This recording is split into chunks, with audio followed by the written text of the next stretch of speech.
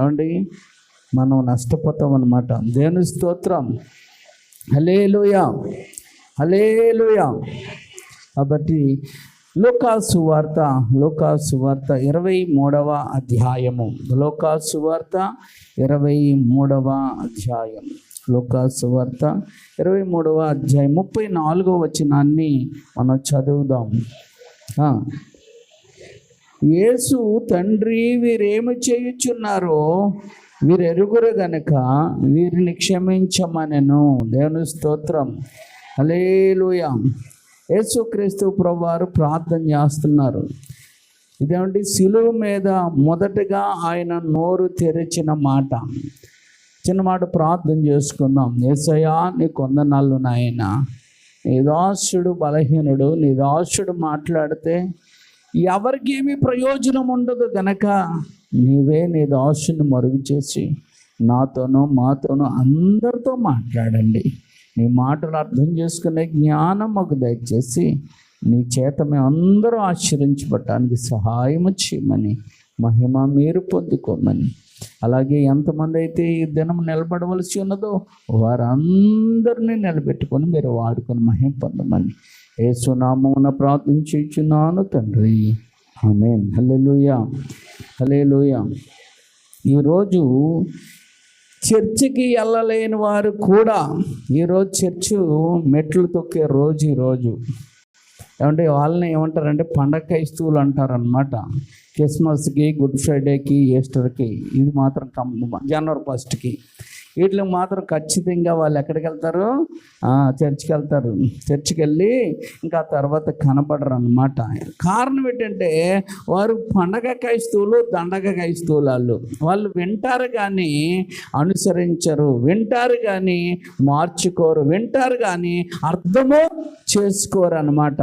అందుకే ఆత్మ చెప్పుచున్న మాటలు చెవి గలవాడే వినుగాక అన్నాడు. హల్లెలూయా. కాబట్టి ఈ ఆత్మ సంబంధించిన మాటలుగా ఆత్మీయుల చెవులతో మీరు వినగలిగితే ఇవి మీ హృదయంలో మీద ఏమవుతాయి అంటే ముద్రించబడతాయి. హల్లెలూయా, హల్లెలూయా. అందుకే యేసుక్రీస్తు ప్రభువారు లూకాసు వార్త 23:34 అంటాడు, తండ్రి వీరేమి చేయుచున్నారో వీరెరుగురు కనుక వీరిని క్షమించుము అన్నాడు. హల్లెలూయా. ఆ మాట యేసుక్రీస్తు నోట రాకపోతే ఆయన ఏమండి ఆకాశం నుండి అగ్ని వచ్చి భూమంతా ఏమంటే భస్మం అయిపోను అనమాట. ఏమైపోనండి? భస్మపటలం అయిపోను. ఆల్రెడీ అలాగ అయిన సంఘటన ఉందా అంటే ఉంది. పాపము చేసినందుకే ఏమంటే సొదొమ గొమొర్రాల పాపం విపరీతమైపోయినందుకే దేవుడు ఆకాశము నుండి అగ్ని గంధకములు కురిపించి ఆ ప్రాంతమును అంతటిని ఏం చేశాడు? భస్మము చేశాడు. ఆ భస్మముతో ఉన్న బూడిదున్న ఆ ప్రాంతమే మృత సముద్రం ఉన్న ప్రాంతము. మృత సముద్రము, అందులో ఏ జీవి కూడా ఉండదు. చూడండి ఎంత దారుణమైన ఉగ్రత. కాబట్టి ప్రభువారు ఆ మాట పలకకపోతే ఆకాశము నుండి నిప్పుల వర్షం గురించి ఏమైపోను? భస్మం అయిపోను అనమాట. ఏమండి, అందుకే ఇక్కడ మనం చూసుకున్నట్లయితే సిలువలో యేసు ప్రభువారు 7 మాటలు పలికారు. ఏంటండి? 7. ఈ 7 మాటల్లో 3 మాటలు అనగా 1, 4, 7. 1, 4, 7 ప్రార్థనలు. ఇవి చెప్పండి, ప్రార్థనలు అన్నమాట. మిగతాది రెండోది తెలుసు కదా. రెండోది ఏంటండి? అభయము. రెండోది అభయం. మూడోది బాధ్యత. 5వది దప్పిక. 6వది కంప్లీట్ చేశాను అని ఏమండి చెప్పాడు అనమాట. దేవుని స్తోత్రం. అయితే మనం చూసుకున్నట్లయితే ఇక్కడ ఏమంటే 12 సంవత్సరాల వయసులోనే, అనగా ఏమంటే లూకాసు వార్త 2:49 యేసు ప్రభువారు అన్నమాట ఏంటంటే, నా తండ్రి పని మీద నేను ఉండాలని మీకు తెలియదా అంటాడు. అంటే ఆయన ఈ లోకానికి ఎందుకు వచ్చాడంటే ఒక పర్పస్ నిమిత్తం వచ్చాడు. అనగా తండ్రి పని మీద ఈ లోకానికి ఆయన వచ్చాడనమాట. దేవుని స్తోత్రం. ఆ పనిని ఆయన నిర్వర్తించాడు. దేవుని స్తోత్రం. అందుకే యేసుక్రీస్తు పరిచర్య ఎన్ని సంవత్సరాలు అంటే అంటే 3.5 సంవత్సరం. ఎంతండి? 3.5. అందుకే 3.5 సంవత్సరాలు పరిచయం చేసిన ఆ వ్యక్తి ప్రపంచాన్నంతా ప్రభావితం చేయగలిగాడంటే ఆయన తండ్రి చేత పంపబడిన రక్షకుడు. హల్లెలూయా, హల్లెలూయా. అందుకే ప్రపంచాన్ని పాలిస్తున్నది, ప్రపంచంలో మేధావులు ఎవరంటే యూదులు. ఎవరండి? యూదులే. హల్లెలూయా. ఆ యూదా జనాంగంలో నుండే యేసుక్రీస్తు మనకు వచ్చారు. ఈ మధ్యన కొంతమంది బత్తాయిలు ఉన్నారు. బత్తాయిలు అంటే అన్ని అబద్ధాలు ఆడతారన్నమాట. వాట్సాప్ యూనివర్సిటీ అని ఉంటుంది వాళ్ళకి. అందులో ఏదొస్తే అది చెప్పేస్తూ ఉంటారనమాట.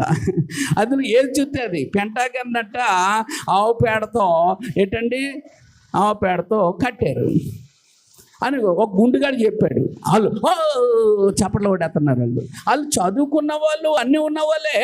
అది తప్పు చెప్తున్నావు ఏంటయ్యా? పెంటాగన్ అంటే ఏంటంటే ఆయుధాలు భద్రపరిచేది, హై సెక్యూరిటీ ఉంటుంది అక్కడ. అందుకని పెంటతో కట్టింది కాదు. పే అన్నం ఉన్నంత మాత్రం పెంట అనుకోకు నువ్వు. పెంటాగన్ అంటే 5 ప్రత్యేకమైన ద్వారాలు ఉండి ప్రత్యేకంగా చాలా హై సెక్యూరిటీ ఉంటుంది అన్నమాట. అది చెప్పడం మానేసి అక్కడ ఉన్న వాళ్ళందరూ ఏం చేస్తున్నారు? చప్పలు కొడతాం. ఒకడు అన్నాడు, దేవుళ్ళు అనేక మంది ఉన్నారు, ఇక్కడ మాత్రము యేసు ప్రభు లేడు. ఇక్కడ ఎవరు లేరు? అల్లా లేడు. మరి అల్లా ఎక్కడున్నాడు? గల్ఫ్లో ఉన్నాడు. యేసు ప్రభు ఎక్కడున్నాడు? అమెరికాలో ఉన్నాడు. మరి ఇక్కడ ఎవరున్నారు? మనం వాళ్ళు ఉన్నారు అంటున్నాడు. అందరూ ఏం చేస్తున్నారు? చప్పలు. ఇంకెంత జ్ఞానం కూడా లేదు. అందరికీ దేవుడు ఎవరండి? ఒక్కడే. మరి ఇంకొకడు అంటాడు, యేసు ప్రభుకి తండ్రి ఎవరంటే శ్రీకృష్ణుడు అంటున్నాడు. యేసు ప్రభుకి తండ్రి ఎవరు అని చెప్పి అబద్ధాలు చెప్పి అమెరికాలో అనేక మంది ఇస్కాన్ టెంపుల్ వాళ్ళు ఏం చేస్తున్నారంటే అమెరికాలో కూడా బుర్ర తక్కువ వాళ్ళు ఉంటారు. అన్ని జాతుల్లో ఉంటారు బుర్ర తక్కువ వాళ్ళు. వాళ్ళు ఏం చేశారంటే ఇస్కాను ఈ మతంలోనికి వాళ్ళు ఏం చేస్తున్నారు? కన్వర్ట్ చేస్తున్నారు. చూస్తున్నారు కదా భజనలు చెప్తూ మాట్లాడుతున్నది. మనమేమో సత్యం చెప్పి మనుషుల్ని లోనికి రండి రాబా అంటే మనం మత మార్పిడి చేస్తున్నామని వాళ్ళు ఏం చేస్తున్నారు? వాళ్ళ మత మార్పిడి. మరి వాళ్ళకి ఏ క్యాస్ట్ ఇస్తారో తెలియదు. మరి వాళ్ళు ఏ కేటగిరీలో పెడతారో వాళ్ళని తెలియదు. పాశ్చాత్యులు, మేష్యుల్ని.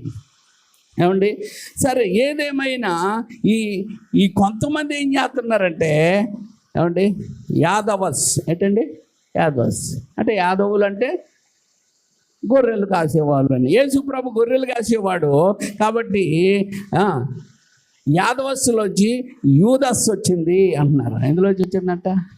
యాదవస్సులోంచి. బాగుందా? కలిసిపోయిందా? అది మెయిన్ ఏంటంటే కలిపేద్దాం. కలిపేగానే మనం అనుకుంటాం అవునులే అందులోంచి వచ్చిందేమో అనుకున్నా. యాదవస్సులోంచి యూదస్ రాలేదు. అదొక ప్రత్యేకమైన జనాంగం. యోధా అంటే యాకోబు కుమారులో ఒకడు. అది సంగతి. యేసు ప్రభు ఆనాటి కాలంలో పనులు ఏంటంటే గొర్రెలు మేకలు ఇవే పెంచడమే, ఆవులు. కాబట్టి అవి చేసేవారు పనులు, అయ్యే పనులు. అంతేగాని గొర్రెలు మేపేవాడు ఫలానాని ఏం లేదు. అందులో ఎఫ్రాయిం వాళ్ళు పెంచారు, యోధా వారు పెంచారు, మనిషి వాళ్ళు పెంచారు, రూబేను వాళ్ళు పెంచారు. అంటే అన్ని గోత్రాలలో పెంచారు లేదా? మరి ఆ గోత్రాలు ఎలాగ వచ్చాయి? కాబట్టి ఈ మనుషులు ఇవన్నీ కూడా ఫేస్బుక్లో సర్క్యులేట్ అవుతుంటే కొంతమంది అవునా అనుకుంటున్నారు. మీకు ఒక విషయం తెలుసా? యేసుక్రీస్తు సిలువేసిన రోజు ఈరోజు కాదు, ఆయన ఏప్రిల్ 7 అన్నట్టు. మరి ఎందుకంటే ఇలా పెట్టారు అంటే ఆయన ఫ్రైడే, ఆయన శుక్రవారము మరణించాడు కనుక డేట్ పక్కన పెట్టి ఏం చేశారంటే అంతే మంచి శుక్రవారం, గుడ్ ఫ్రైడే అంటారు. అంటే ప్రతి సంవత్సరము ఈ దినం ఎప్పుడు వస్తుంది? డేటును బట్టి రాదు. ఒక్కోసారి మార్చిలో కూడా వచ్చేస్తుంది, ఒక్కోసారి ఏప్రిల్ అన్నమాట. అంటే డేటును బట్టి రాదు. మరి దేన్ని బట్టి వస్తుంది? రోజును బట్టి, వారం. కాబట్టి ఎప్పుడు గుడ్ ఫ్రైడే ఎప్పుడు కూడా ఫ్రైడే వస్తుంది. అలాగే క్రిస్మస్ ఉంది కదా, క్రిస్మస్ ఎప్పుడు కూడా వారాన్ని బట్టి రాదు, ఒక్కోసారి ఆదివారం కూడా రావచ్చు. దేన్ని బట్టి వస్తుంది? అది తారీఖును పని వస్తుంది. తారీఖు ఎందుకంటే 1వ తారీఖు 8 రావాలా, 1/8 రావాలి. ఎందుకంటే 8వ తారీఖున ఆయన ఏం చేశారు? సున్నతి చేసిన దినం. దాన్ని బట్టి వెనక్కి వచ్చి క్రిస్మస్ అన్నాడు. క్రిస్మస్ ఎందుకు లెక్కించలేదు అని అంటే, ఎందుకు రాయలేదు అని అంటే, రాయవలసిన పని లేదు. ఆయన పుట్టాడు. దేవుని స్తోత్రం. డేటులతో నీకు నాకు పని లేదు. అందుకే ఇప్పుడు కూడా డేటుతో మనకేం పని లేదు. ఆయన మరి ఇది ఎలాగా మరి చేసుకొచ్చారు అని అంటే, యూదుల క్యాలెండర్ ప్రకారము దీన్ని మనం చేస్తున్నాం. అంటే ఏదేమైనా యేసు క్రీస్తు ప్రభువారు ఈ చనిపోయిన రోజు గుడ్ ఫ్రైడే అంటారు కూడా కొంతమంది తెలియదు. ఈ మధ్యన కామెంట్ పెడుతున్నారు, గుడ్ ఫ్రైడే అంట. ఎవరన్నా చచ్చిపోతే ఏడాలి, కానీ ఎవరన్నా చచ్చిపోతే అయ్యో ఇది చెడ్డ రోజు అనాలట. ఏమనాలా? ఇది చెడ్డ రోజు అనాలి. కానీ వీళ్ళు యేసు ప్రభు చచ్చిపోతే వీళ్ళు ఎగురుతున్నారు, గొర్రెలు కనుక. వీళ్ళు ఎవరో గొర్రెలు, వీళ్ళకి మైండ్ ఉండదు. అందుకని వీళ్ళు ఏం చేస్తున్నారు? ఎగురుతున్నారు అని అనుకుంటున్నారు. నువ్వు నేను ఎగరడానికి కారణం ఏంటంటే, శిలువ మీద పలికిన 7 మాటల్లో మొదటి మాట నీకు అర్థమైంది. దేవుని స్తోత్రం. మొదటి మాట నీకు నాకు అర్థమైంది కాబట్టి ఇక్కడ కూర్చున్నాం. ఆ మాటలు మొదటి మాట అర్థమైతే అన్ని మాటలు అర్థమవుతాయి. హల్లెలూయా. మొదటి మాట అర్థం అవ్వలేని వాళ్ళకి ఏం చెప్పగలుగుతాం ఏమండి? అందుకే యేసుక్రీస్తు ప్రభువారిని పట్టుకున్నారు. ఏమండి? ఎప్పుడు పట్టుకున్నారు? ఏమండి? ఎప్పుడు పట్టుకున్నారు? 3 గంటలకు పట్టుకున్నారు. 3 గంటలకు పట్టుకొని ఆయన తన్ని హింసించి అన్నీ చేసి 6 కోట్లలో తిప్పి ఆఖరికి ఏం చేశారంటే మరణశిక్ష ఇచ్చారు. ఏంటి? ఒక రోజులోనే అన్నీ అయిపోతాయా? ఈరోజు భయంకరమైన నేరాలు ఘోరాలు చేసిన వాళ్ళు ఉన్నారు. ఇంకా వాళ్ళు ఏం చేస్తున్నారు? ఇంకా బెయిల్ మీద తిరుగుతూనే ఉన్నారు. ఎన్ని సంవత్సరాలు అయినా వాడిని శిక్షించండి. ఏం శిక్షించలే. మొన్న ఒక అమ్మాయిని చెప్పేశాడు ఒకడు. ఆడు ఇప్పుడు కూడా జైల్లోనే ఉన్నాడు. ఆడికి వేసారు శిక్ష. అంటే దానికి ఏముంటుంది? ప్రాసెస్ ఉంటుంది. ఎలాగా వాదనలు జరగాలి, సాక్షులు రావాలి, అన్నీ చెప్పాలి, అన్నీ అవ్వాలి. కానీ యేసుక్రీస్తు ప్రభు గారు వెంటనే చేసేటారు. కానీ బంధుపోట ఆయన నేరం చేశాడా? ఘోరం చేశాడా? ఎవరిని మోసాలు చేశాడా? ఏం చేశాడు ఆయన? అంటే భయంకరమైన హత్యలు చేశాడా? ఏం చేశాడు? ఆయన ఏమీ చేయలేనోడిని తీసుకెళ్ళి ఏం చేస్తున్నారు? ఆయన అంటాడు, పిలాతు అంటాడు, ఈయన అందు ఏ నేరము నాకు కనబడట్లేదు అంటాడు. మరి ఏ నేరము కనబడలేని వాళ్ళని ఏమండి భయంకరమైన బందిపోట్లకు వేసే ఆ శిలువ శిక్ష వేస్తారా? మరి ఎందుకు వేశారు? అది అన్యాయపు తీర్పు. దాన్ని ఏమంటారండి? అన్యాయం చేశారు. ప్రభుత్వంలో అన్యాయపు తీర్పు పొందాడు. అందరూ అన్యాయం చేశారు ఆయన్ని. అన్యాయపు తీర్పు. ఈరోజు క్రైస్తవులు కూడా చాలామంది ఏం చేస్తున్నారంటే అన్యాయాలు చేస్తూ ఉన్నారు. ఎందుకంటే నోరు ఎత్తలేరు కదా. వీళ్ళు తిట్టలేరు, వీళ్ళు కొట్టలేరు. వీళ్ళు కొట్టలేరు, మాట్లాడితే పేదన అంటారు. అంతే తప్ప వీళ్ళకి ఏమీ ఉండదని లోకువ చూసుకున్నారు. ఎవరు లోకువ? మన లోకువ చూసుకున్నారు. మన లోకువ చూసుకొని ఈరోజు ఏమంటే మణిపూర్లో చేసినట్లుగా ఈరోజు ఏమండి ఆంధ్రాలో కూడా చేస్తున్నారు. ఇక్కడే ఉండి నియోజకవర్గంలో రఘురామకృష్ణ అని ఒకడు ఉన్నాడు. ఆడొక పనికి మాలిన స్పీకరు, డిప్యూటీ స్పీకరు. ఆడు ఏం చేస్తున్నాడు? ఆల్రెడీ 7 చర్చిలు పడగొట్టించాడు. ఇంకా 113 చర్చిలు అనాధికారంగా, అంటే పర్మిషన్ లేకుండా ఉన్నాయి. వాళ్ళు ఇల్లుని చెప్పుకొని చర్చిలు పెట్టుకొని ఎలా చేస్తున్నారని, మా ఇంటి మీద మేము పెట్టుకొని, మా ఇంటి మీద మా దేవుడికి మేము ప్రార్థన చేసుకుంటే నీకు వచ్చిన నొప్పేటి? ఏమండి? దీనికి పర్మిషన్ అంటే ఎవడ భక్తులు చేయడానికి, కానీ పర్మిషన్ దేనికి? రోడ్ల మీద కట్టేసిన దానికి ఉండాలి. మరి వాటికి అడుగుతున్నాడు ఎవడైనా? అంటే అన్యాయపు తీర్పు. మనకు కూడా అన్యాయపు తీర్పు తీరుతున్నారు. యేసుక్రీస్తు కూడా అన్యాయపు తీర్పు తీర్చారు. మనకు కూడా క్రైస్తవులు కూడా అన్యాయం చేయాలని ఏమంటే అధికారులు పెద్దలు ఏమంటే కలుస్తున్నారు. కలిస్తే కలనండి. కారణం ఏంటంటే మన పక్షమునున్నవాడు గొప్పవాడు. మన పక్షమునున్నవాడు మన తోడుగా ఉన్నాడు. కునుకడు, నిద్రపోడు. ఆయన నిన్ను నన్ను కాపాడుతాడు. అబ్రహామును ఒకసారి జ్ఞాపకం చేసుకోండి. అబ్రహాము ఏమండి భార్యను చెల్లని చెప్పి ఏమంటే భయం కొలిది ఉన్నప్పుడు అబీమెలెకు కుటుంబంలో ఉన్న వారి గర్భములన్నిటినీ మూసేశాడు దేవుడు. జ్ఞాపకం చేసుకోండి. అలాంటి అబీమెలెకు వచ్చి అబ్రహాముకి ఇప్పుడు ఏమి పెడుతున్నాడు? దండం పెడుతున్నాడు. అయ్యా నా కుటుంబం కోసం ప్రార్థన చేయి. ఎవరో అబీమెలెకు? రాజు. ఆ రాజు సింహాసనాన్ని దిగి వచ్చి నా కుటుంబం కోసం ప్రార్థన, ఎంత పని చేసావు, నీ చెల్లెని ఎందుకు చెప్పావు అని బతుకులాడుకొని ప్రార్థన చేయించుకున్నప్పుడు దేవుడు అబీమెలెకు కుటుంబంలో ఏం చేశాడంటే వారి గర్భాలను తెరిచాడు. దేవుడితో పెట్టుకోకూడదు, ఎవరితో ఏమన్నా పెట్టుకో, కానీ దేవుడితో పెట్టుకోవద్దు. అందుకంటాడు, నా పిల్లల జోలికి వచ్చిన వాళ్ళు నా కనుగుడ్డు ముట్టినవారు జాగ్రత్త అంటున్నాడు దేవుడు. ఆ వార్నింగ్ ఎత్తున్నా ఈ పనికి మాలు కొంతమందికి ఏం తెలియట్లేదంటే, నోటికి ఎలాగొస్తే అలాగ వాగే వాళ్ళు ఉన్నారు. వాళ్ళందరికీ మార్పు చెందడానికి దేవుడు అవకాశము ఇస్తున్నాడు, కృప చూపేస్తున్నాడు, ప్రేమ చూపేస్తున్నాడు. ఆయన వాళ్ళకి అర్థం ఇంకా రెచ్చిపోతున్నాడు. ఒక్కొక్కరు చూడండి, చిన్నపిల్లలు ఉంటారు, ఒక పెద్దోడిని చూసి నువ్వు ఇలాగా అని ఇలా కొడతా ఉంటాడు, అలా కొడతా ఉంటాడు. కానీ ఆ పెద్దోడు ఏం చేస్తూ ఉంటాడు? చూసి నవ్వుతూ ఉంటాడు. రే అలా చేయకూడదురా బాబు, అలా అనకూడదురా బాబు, అలా మాట్లాడకూడదురా అంటూ ఉంటాడు. పెద్ద ఆయన అంటూ నీ కుర్రాడు ఏం చేస్తూ ఉంటాడు? నా బలం చూడు, నచ్చోడు అని రెచ్చిపోతూ ఉంటాడు. రెచ్చిపోతూ ఉంటే చూసి ఆయన ఏం చేస్తాడు? గట్టిగా ఒక్క డైగానే బేరమంటాడు. అప్పుడు అర్థమవుతుంది ఆడి పరిస్థితి ఏంటంటే, ఆయన ముందు నేను ఏ పాటోడిని అని ఆడికి అర్థం అవుతుంది కదా. అలాగే ఏమంటే విర్రవీగిపోతున్న మతోన్మాదులందరికీ అర్థమయ్యే సమయం ఒకరోజు వస్తుంది. మీరు దేవుడు ఏంటి శిక్షించట్లేదు అనకండి, ఎవరిని దేవుడు వెంటనే శిక్షించడం, అవకాశాలు ఇస్తాడు. ఆ అవకాశాలను చులకనగా చూసుకుంటే నష్టపోతారు. హల్లెలూయా. అందుకే ఇక్కడ వీరు అనే మాట మనం చూస్తున్నాం. తండ్రి వీరేమి చేస్తున్నా, వీరు అనే మాట చూస్తున్నాం. వీరు అంటే ఎవరు? అక్కడ ఉన్న దుష్ట పరిసయ్యులు, శాస్త్రులు, సద్దుకయ్యులు, ప్రధాన యాజకులు, సైనికులు, రాజులు, అధికారులు, సైనికులు, అక్కడ ఉన్నవారు దుష్ట ప్రజలు, వీళ్ళందరినీ వీరు అంటున్నాడు కదా. అక్కడ ఉన్నవారు అందరిని బట్టి వీరేమి చేయుచున్నారో వీరు, అందుకే వీరెరుగరు వీరిని క్షమించు. రెండు మాటలు చాలా గొప్పవి ఇందులో. అంటే వీరెరుగరు వీరిని క్షమించు. ఏమండి ఇక్కడ వీరు అంటే మనం తెలుసుకున్నాం, వీరు ఏ పని చేశారు కదా. వీరు అంటే తెలుసుకున్నాం, వాళ్ళు ఏ పని చేశారు క్షమించడానికి, వాళ్ళు ఏమేమి పనులు చేశారు అని అంటే టక్టగా నేను నోటితో చెప్పేయచ్చు. కానీ ఈ వింటున్న కొన్ని మతోన్మాదులు ఏం చేస్తారంటే, నోటికొచ్చి నీ చెప్తారు కానీ అవి బైబిల్లో చూపించమనండి, అవి బైబిల్లో చూపించమంటే నువ్వు కూడా చూపించలేవు, ఎందుకంటే నువ్వు బైబిల్ చదవవు కాబట్టి.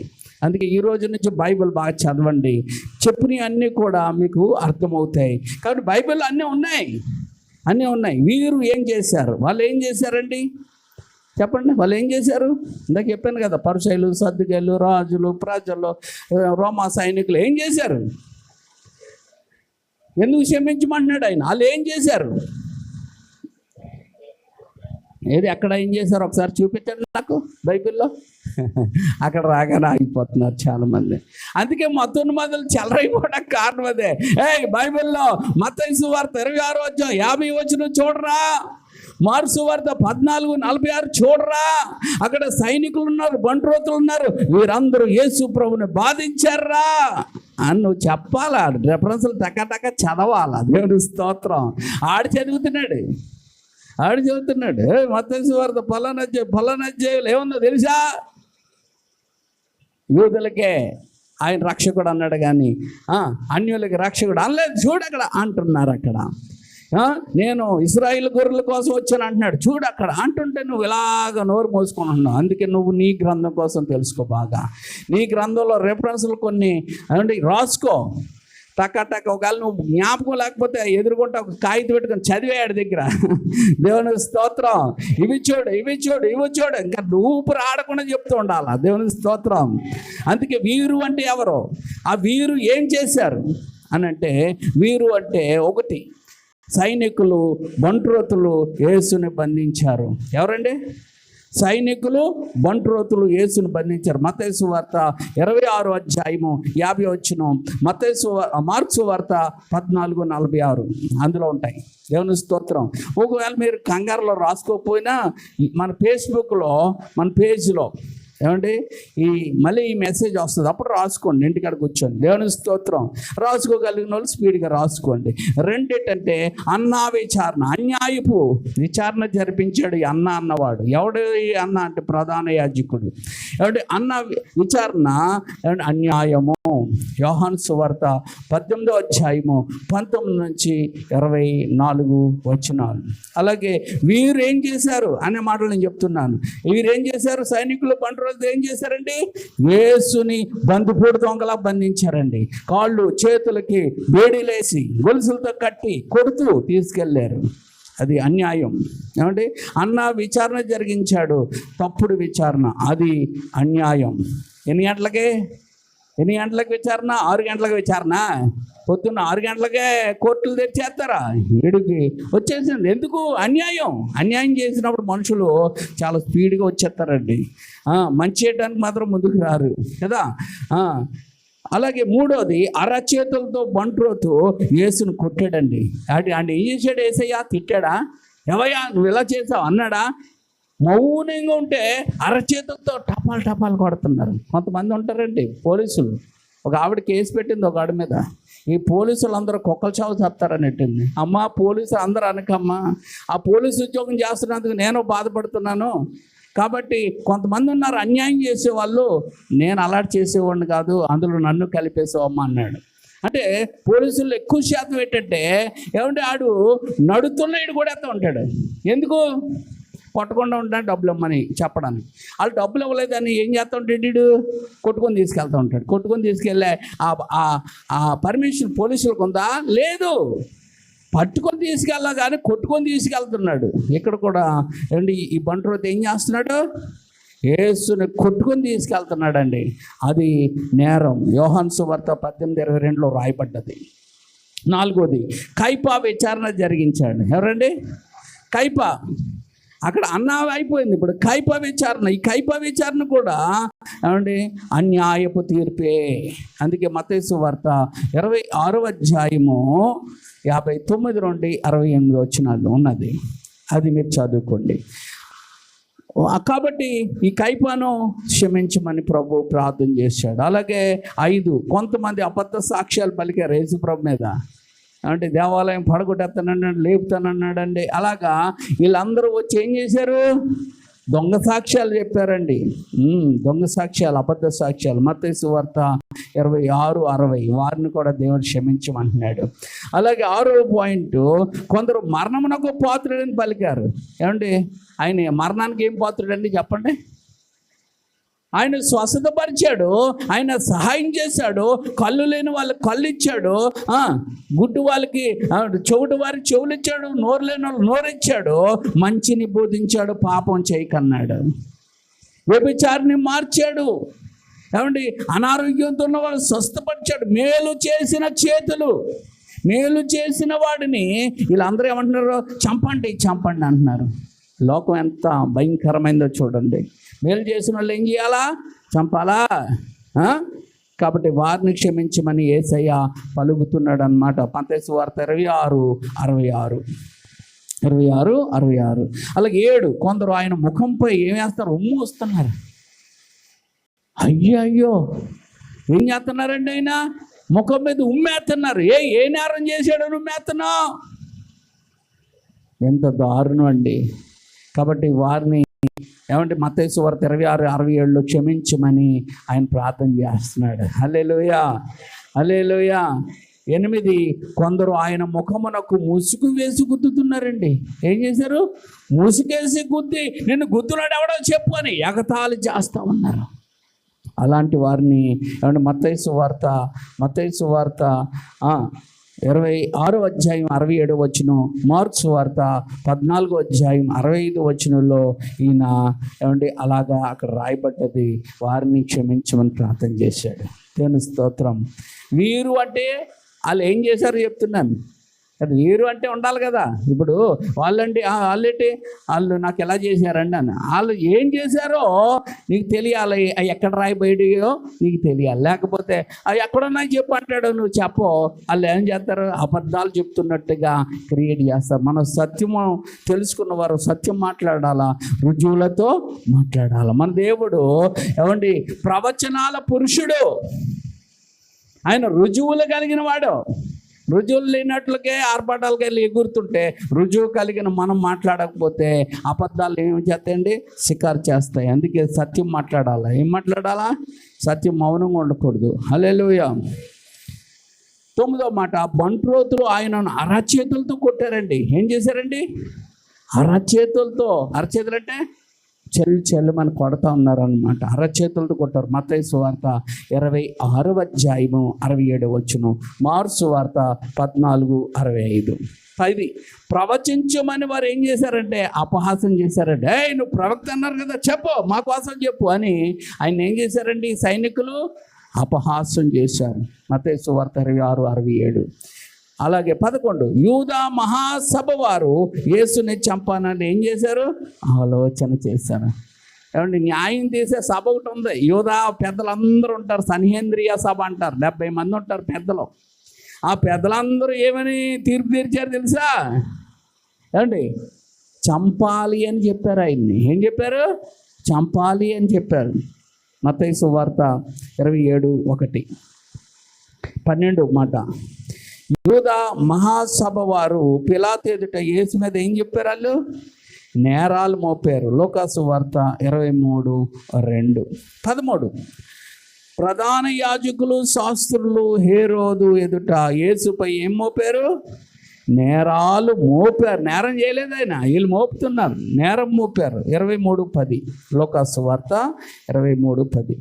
అలాగే 14, హేరోదు ఆయనపై ఆయన సైనికులు యేసును తృణీకరించారు. 2 బలగాలు ఉన్నాయి ఇక్కడ. ఏంటి తెలుసా మీకు? మనకి 2 బలగాలు ఉన్నాయి. ఏంటి చెప్పండి?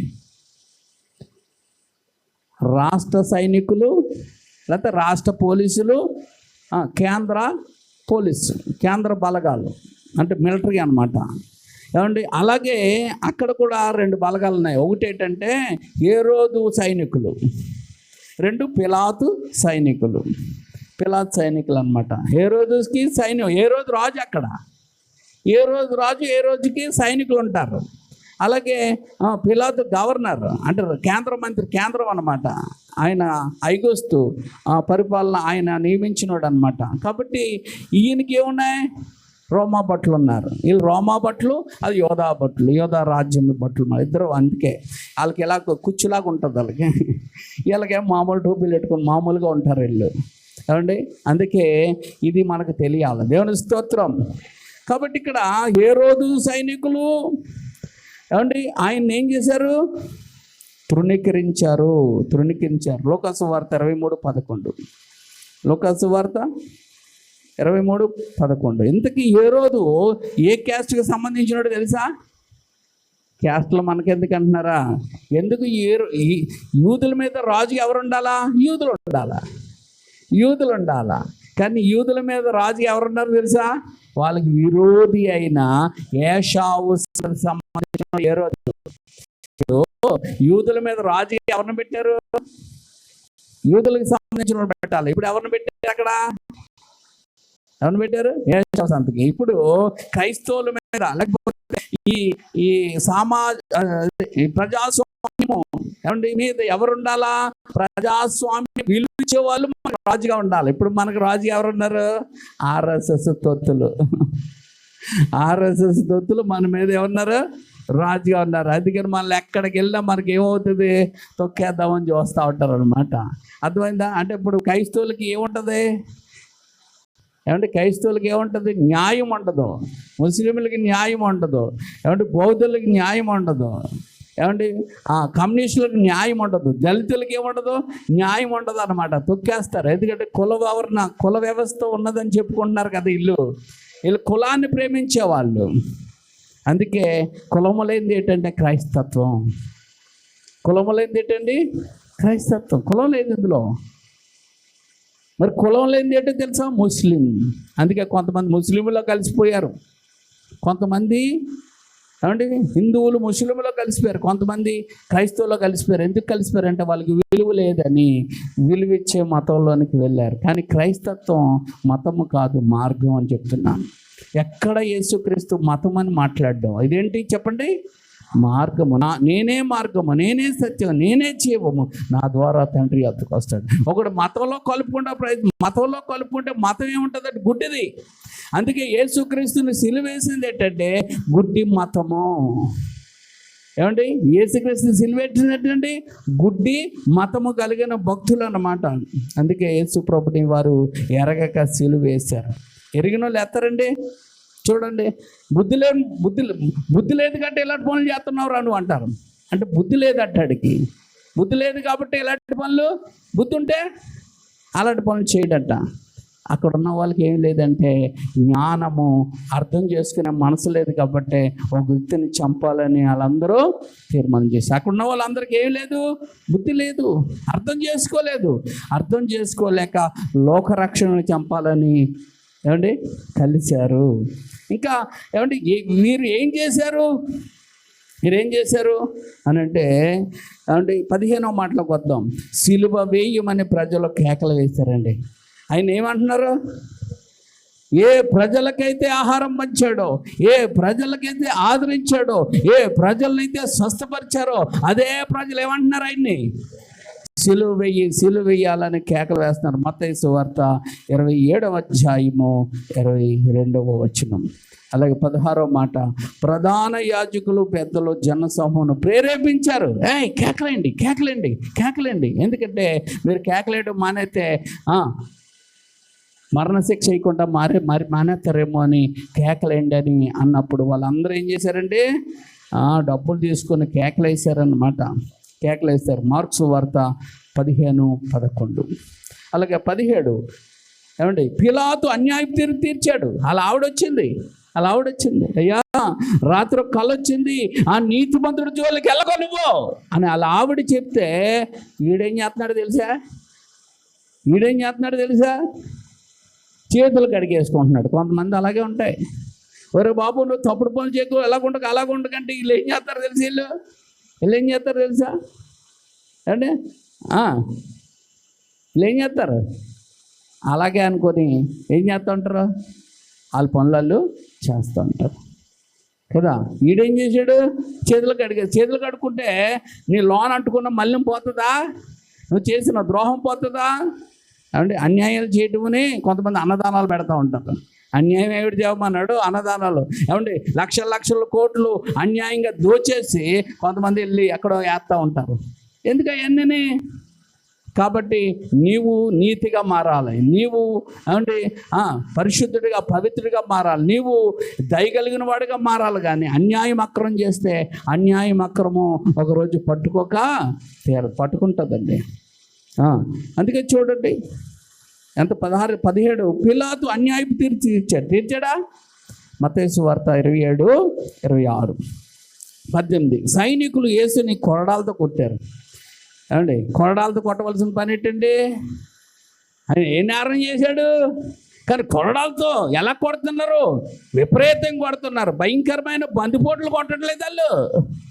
చూడండి, భయంకరమైన బందిపోట్లు మామూలుగా వాళ్ళు ఇలాగ ఒకటి పెట్టుకొని వెళ్ళిపోతున్నారు. ఆయన సిలువ 150 కేజీల బరువు అట్టండి. అది 150 కేజీల బరువు నెట్టుకొని కొండెక్కుతున్నాడు.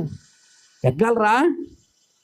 అందుకే పాపం ఆయన 150 కేజీలు ఆయన బరువు పట్టుకుని వెళ్తున్నాడు. నిజంగా ఆయన ఎంత బలవంతుడో తెలుసా మీకు?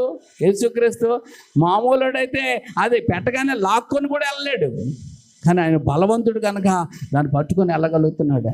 యేసుక్రీస్తు ప్రభువారు ఆక్స్ఫర్డ్ డిక్షనరీ యూనివర్సిటీ వాళ్ళు పరిశోధన ప్రకారం యేసుక్రీస్తు ప్రభువారు హైట్ ఎంతో తెలుసా మీకు? హైట్ 5 అడుగుల 11 అంగుళాలు. 5 అడుగుల 11 అంగుళాలు అనమాట. ఆయన వెయిట్ ఎంతో తెలుసా? 85 కేజీలు. 85 కేజీలు. ఆయన వయసు ఎంతో తెలుసా? 33.5 సంవత్సరాలు. అండి ఆయన్ని కొడతా ఉంటే 150 కేజీల బరువున్న పట్టుకొని ఆయన వెళ్తూ ఉంటే ఆయనకి ఏమంటే ఎలా ఉంటుంది? ఆయనకి ఎన్ని గాయాలో తెలుసా? గాయాలు. ఆయన ఒంటి మీద ఉన్న గాయాలు లెక్క రాసుకున్నాను. 5480 గాయాలట. ఏంటండి? 5480 గాయాలు. లోతైన గాయాలు 150 గాయాలు. లోతులో దిగిపోయినాయి అన్నమాట. ఏమండి, ఆయన్ని పట్టుకుంటానికి, ఆయన తీసుకెళ్ళడానికి ఎంతమంది తెలుసా? 350 మంది సైనికులు మరియు 50 మంది గుర్రపు రౌతులు యేసును కొరడాలతో కొట్టి తీసుకెళ్లారట. ఇంకోటి తెలుసా? ఆయన తల మీద 17 ముళ్ళు లోతుగా కూర్చుకుపోయంట. తల మీద మొలకెరెట్టి వింటారు కదా, 17 ముళ్ళు లోతుగా దిగిపోయంట. ఎంత దారుణమో చూడండి. ఆయన ఎంత రక్తం కార్చాడు తెలుసా?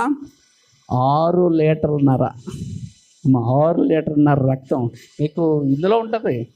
ఏమండి, జెమినీలో ఉంటుంది. దాంతో అడగండి, అన్నీ చెప్తాయి మీకు. ఏమంటే ప్రతిదీ కూడా ఏం చెప్పాలో అన్నీ చెప్తాయి. ఆయనకి అక్కడ ఇంకా మనం చూసుకున్నట్లయితే ఆయన మేకుల పొడవు 8 అంగుళాలట.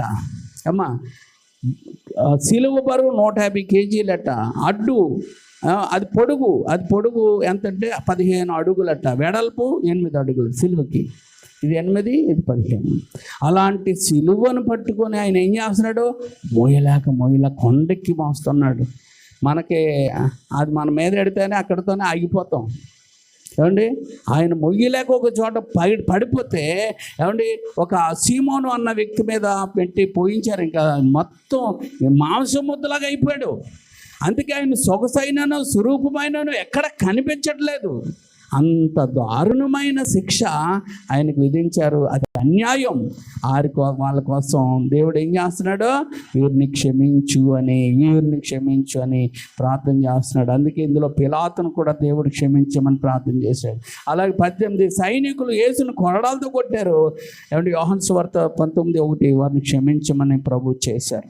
ఏమంటే ఎలా కొట్టారంటే మామూలుగా కొట్టాలి, కొరడా దెబ్బలతో. వాళ్ళు ఎలా కొట్టారు తెలుసా? పదునైన ఎముకలు కట్టి కొట్టారనమాట. అవి ఏం చేస్తే గాలముల్లో గుచ్చుకొని మాంసాన్ని అంతటిని లాక్కొచ్చాయి. అది తప్పు. అది ఏమంటే సైనికులు చేశారు. ఎందుకంటే డబ్బులు ఇస్తే కొట్టేస్తారు కదా, అలా డబ్బులు ఇచ్చి కొట్టించారనమాట. అది అన్యాయం. ఏమంటే అందుని వారిని క్షమించమని యేసు ప్రభు ప్రార్థన చేశాడు. 19 సైనికులు ఆయన వస్త్రాలు తీసేశారండి. ఏం చేశారు? వ్యవస్థ బట్టలు లేకుండా చేసి పడేస్తారు. ఎంత అవమానపరిచారండి. మత్తయి సువార్త 27:28 కాబట్టి వారిని క్షమించమని యేసయ్య ప్రార్థన చేశాడు. 20వ మాట, సైనికులు ముండ్ల కిరీటం పెట్టారు, అపహాసించారు, ఉమ్మేశారు, తలపై కొట్టారు, హింసించారు. వీటన్నిటిని బట్టి మత్తయి సువార్త 27వ అధ్యాయము 29 నుండి 30 వచనాల్లో ఆయన వారిని క్షమించమని ప్రార్థన చేశాడు. అలాగే 21లో ఏమంటే ఇస్కరియోతు యోధ మోసం చేసి గురువు గారిని అప్పగించాడు. ఇస్కరియోతు యోధ ఏమంటే ప్రభు కూడా ఉన్నాడు. చనిపోయిన వారిని సైతము, కుళ్ళిపోయిన వారిని సైతం లేపిన సందర్భాలు చూసిన ఇస్కరియోతు యోధ ఏం చేశాడండి? కొంతమంది మనతోనే తిరిగి మనకేం చేస్తారండి? అన్యాయం చేస్తారు. వాళ్ళ విషయంలో ఎక్కువ బాధ.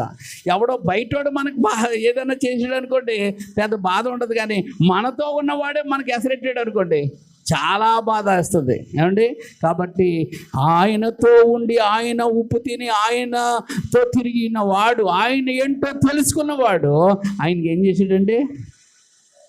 మోసం చేశాడు. ఆ మోసమును కూడా యేసయ్య ఏం చేశాడు? క్షమించు అన్నాడు. వీరు అనే వారిలో ఇస్కరియోతు యోధ కూడా ఉన్నాడు.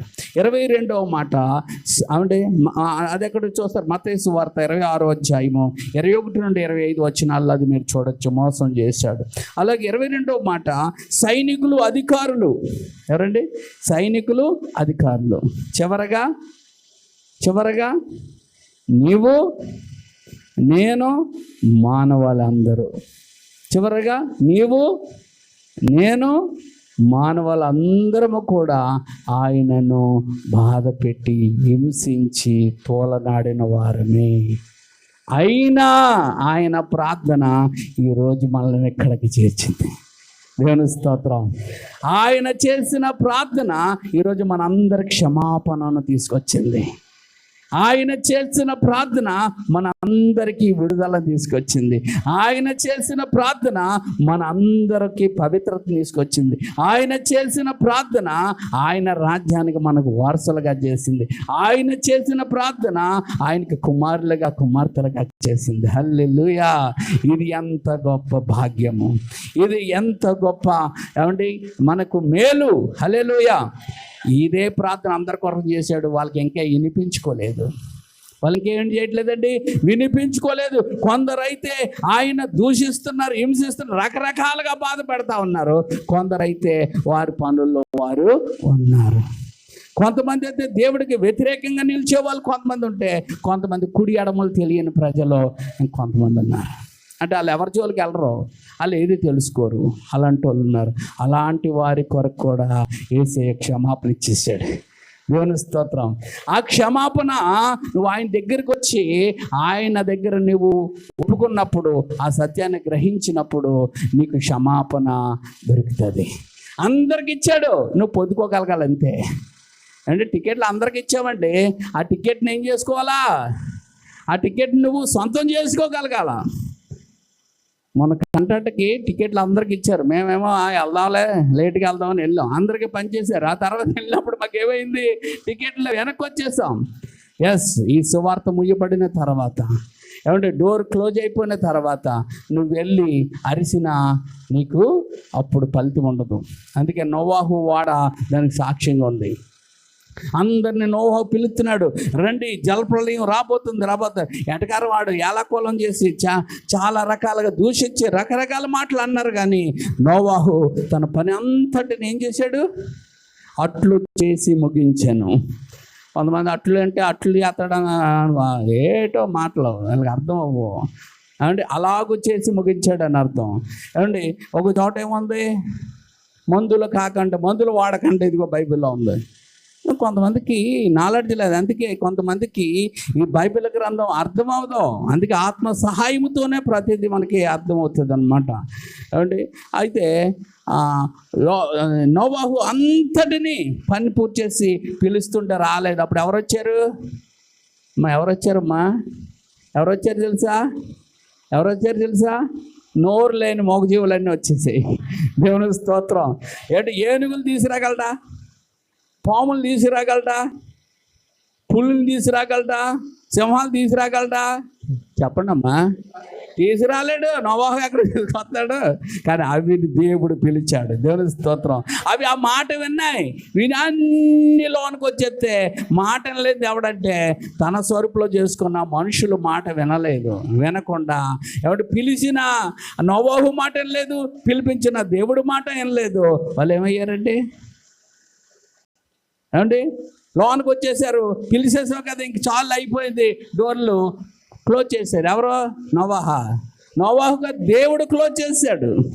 దేవుడు డోర్స్ క్లోజ్ చేశారు. వాళ్ళు వచ్చి ఇప్పుడు జలప్రలయం వచ్చేస్తుంది, వర్షం వచ్చేది, అందరూ పరిగెట్టుకుని వచ్చేసి నోవా తలుపు అంటున్నారు. కానీ తలుపు వేసింది ఎవరో? ఆయనే తీయగలడు. దేవుని స్తోత్రం. హల్లెలూయా. దేవుడే ఓడ తలుపు బిగించెన్, నశించిరి లోబడని ప్రజలు. రక్షణ వాడ యేసు క్రీస్తే రక్షణ నీయగా పిలుచుచుండే. రక్షణ వాడ యేసు క్రీస్తే రక్షణ నీయగా పిలుచుచుండే. రక్షణ నీయగా పిలుచుచుండే. రక్షణ నీయగా పిలుచుచుండే. హల్లెలూయా. అందుకే అనేక మంది సువార్తికులు వెళ్ళి సువార్త చెప్తున్నారు నోవాహులాగా. ఉగ్రత దినం వస్తా ఉంది, మీరందరూ మారు మనసు పొంది యేసు క్రీస్తుని సొంత రక్షకుడిగా అంగీకరించండి. ఎందుకంటే ఆయన మీ అందరి పాపాల కొరకు కల్వరిలో రక్తం కార్చి ప్రాణం పెట్టి చనిపోయి సమాధి చేయబడి తిరిగి లేచాడు అని చెప్తుంటే అని ఒకడు పల్లికలు ఇచ్చుకున్నాడు, ఒకడు మా దేవుడు కాదన్నవాడు ఒకడు 3 మేకులకు ఏలబడుతున్నవాడు ఒకడు ఉమ్మేసేవాడు ఒకడు దూషించేవాడు ఒకడు ఏలకొలం చేసేవాడు ఒకడు పేడేసేవాడు ఒకడు నాకేంట్లే అని పోయేవాడు అంటే యేసు క్రీస్తు ప్రేమ సువార్త, రక్షణ సువార్తలకు ఏమైపోయిందంటే ఎర్రితనం అయిపోయింది, లోకు అయిపోయింది. కానీ ఒకరోజు గుండెలు బాదుకొని ఏడ్చిన ఇక రక్షణ భాగ్యం ఉండదు. ఆ ఉండక ముందే ఏమండి, నీవు ప్రభుని సొంత రక్షకుడిగా అంగీకరించు. ఈ సిలువలో పలికిన ఒకటో మాట నువ్వు గనక అర్థం చేసుకుంటే, ఏ పాపము చేయని పరిశుద్ధుడు, ఏ పాపము లేని ఏమండి నీతిమంతుడు, సహాయం చేసినవాడు, స్వస్థపరిచినవాడు, మేలు చేసినవాడు, రక్షణ మార్గం మంచేంటో చేసి చూపించిన వాడు, మార్గదర్శి అయిన వాడు, ఆయనను తెలుసుకోగలిగితే నా జన్మ, మనందరి జన్మలు ఏమైపోతాయంటే, తెలుసుకున్న వారి జన్మలంతా ధన్యమైపోతుంది. హల్లెలూయా. ఏమవుతుందండి? అందుకే యేసుక్రీస్తుని నమ్మిన వారికి జ్ఞానం ఉంటుంది, బుద్ధి ఉంటుంది. అందుకే యేసుక్రీస్తుని కొంతమంది నమ్ముకుంటారు కానీ వారు జ్ఞానముడు బుద్ధి ఉండదు. వాళ్ళు నమ్మలేదాలో వారిని వారే మోసం చేసుకుంటున్నారు. నమ్ముకున్నవాడు ప్రత్యేకంగా ఉంటాడు, నమ్ముకోలేనివాడు అడ్డమైన గడ్డి అంతా తిరుగుతూ ఉంటాడు. అది కాకి, వాళ్ళలోనే ఉంది కానీ అదేంటమ్మా కాకి. నువ్వు కాకిలాగా ఉంటాను దేవుడు పిల్లలేదు. పావురమా నీ మనసు ఎంత నిమ్మలము, పావురమా. ఆమేన్. నీవు నేను మనం పావురాల్లాగా ఉండాలా. ఏమంటే కాకే కదండి, నవ్వ వాళ్ళ ఉంది కదండి, ఉంది కానీ బుద్ధి లేదు దానికి. అందుకేమైంది? శవాలను పీక్కొనే ఉంది అని. ఏమండి, మొదట పావురు వెళ్ళింది, తిరిగేసి వచ్చింది చోట్లేక. రెండోసారి పావురు వెళ్ళింది, ఎక్కడుందో తెలుసా? అది ఏ పావురం? తెల్ల పావురం కాదు, చాలామంది తెల్ల పావురం అనుకోండి, నల్ల పావురం. అంటే పనికి మాలిన మనకి ఆయన ఏమిచ్చాడు తెలుసా? పరిశుద్ధాత్మనిచ్చాడు. పరిశుద్ధాత్మ ద్వారా మనం తెలిపయ్యాం. దేవుని స్తోత్రం. అందుకే అది నల్ల పావురం, పరిశుద్ధాత్ముడు తెల్ల పావురం. అమ్మా, ఏది నల్ల పావురు? యోనా గారు, నోవాహు గారు వదిలింది నల్ల పావురం, అది మనమే. కానీ పరిశుద్ధాత్ముడు తెల్ల పావురం. ఆయన మనలోకి వస్తే మనం తెల్లగా మారిపోతాం. హల్లెలూయా. ఇది సత్యం. అంతేగాని అబద్ధాలు నమ్మకండి, అబద్ధాలు మోసాలు నమ్మకండి. ఈ లోకంలో ప్రతి వాట్సాప్ల్లోనూ, ప్రతి యూట్యూబ్లోనూ ఎక్కువ అబద్ధాలు వస్తున్నాయి. అంటే జెన్యూన్ పర్సన్స్ బహు తక్కువ. అందుకే కూరలు కూడా మిమ్మల్ని పెంటలా చేసేసేవాళ్ళు, తప్పుడు సలహాలు ఇచ్చేవాళ్ళు కూడా ఉన్నారు. ఒకసారి మేము సోంపాపిడి కోసం విన్నాం, మా పాస్టమ్ గారు మేము చాలా జాగ్రత్తగా, వాళ్ళు ఎలా చెప్పారో అలాగే చేస్తాం, కానీ సోంపాపిడి అవ్వలేదు. అది మరి ఏమైంది? పంచదార అచ్చయింది. ఎందుకు ఆ మాట చెప్తున్నామంటే, అందులో నిమ్మరసం కలపాలా, అది మాకు చెప్పలేదు. మరి ఎందుకు సోంపాపిడి కోసం నువ్వు గంటలకు చెప్పావు? చెప్పకూడదు కదా. సత్యం పూర్తిగా చెప్పు, లేకపోతే ఊరుకో. సగం చెప్పి సగం వదిలేడాడు. ఎందుకు? నేర్చేసుకుంటారని. కొంతమంది ఎక్కడ నేర్చేసుకొని బాగుపడిపోతారని ఏం చేస్తారండి? సగం చెప్తారు. అలాంటి మాటలు వినకండి. అందుకే కాబట్టి కొంతమంది ఉంటారు నిజాయితీ పరులు, వాళ్ళ ఛానల్ని మీరు ఫాలో అవ్వండి, మంచిదే. వాళ్ళు మంచిగా చెప్తారు. ఎందుకంటే మంచి మనసు ఉన్న వాళ్ళు ఉన్నారు మనుషుల్లో, కానీ తక్కువ ఉన్నారు. ఎక్కువ ఎవరండి?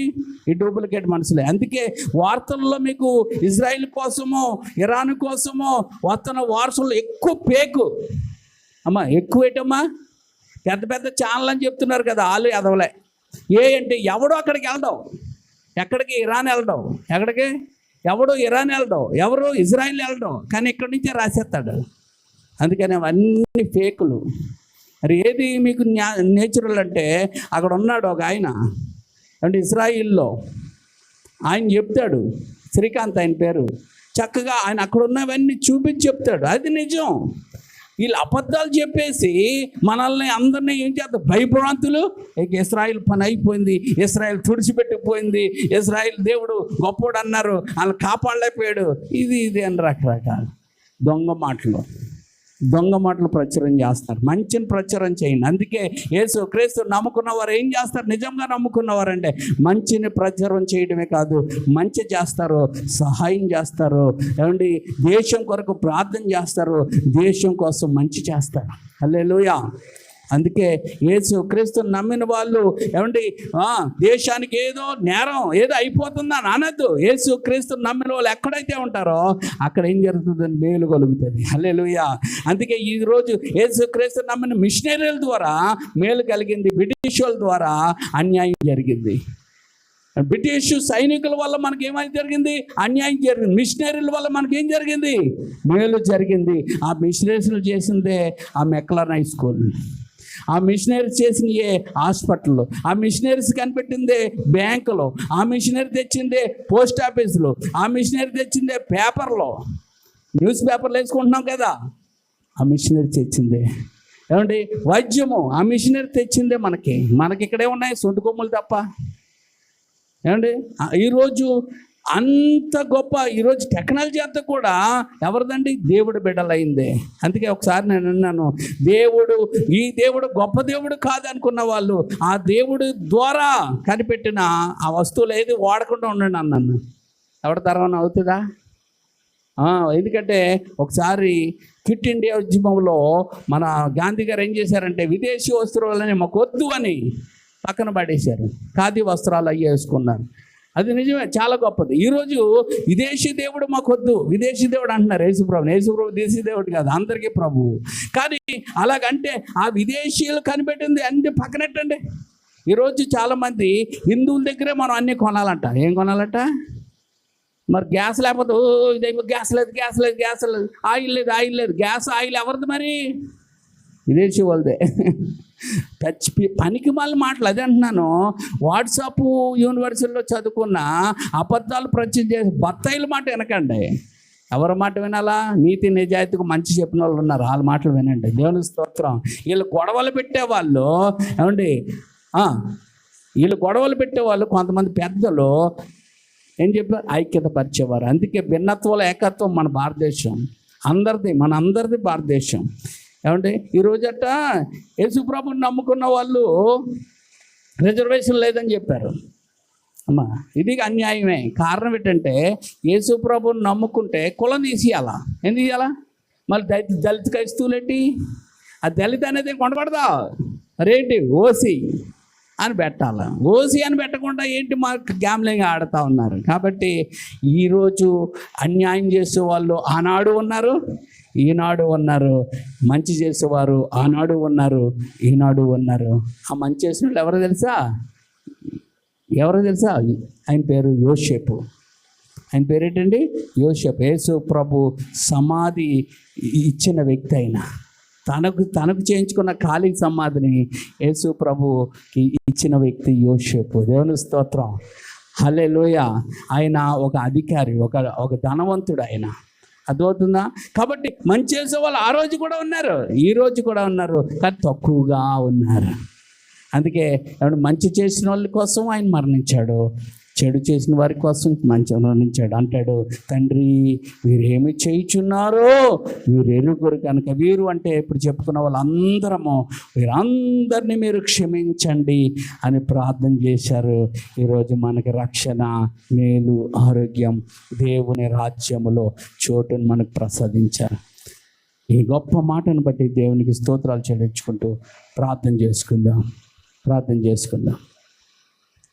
హల్లెలూయా. దేవా, ఈ మొదటి మాట నీ సేవకుడికి చెప్పడానికి మీరు ఇచ్చిన ధన్యతకై నీకు వందనాలు. రెండవ మాట చెప్పనైనా నీ కుమార్తె ఇదిగో నాయన ఆను నీ రమ్యని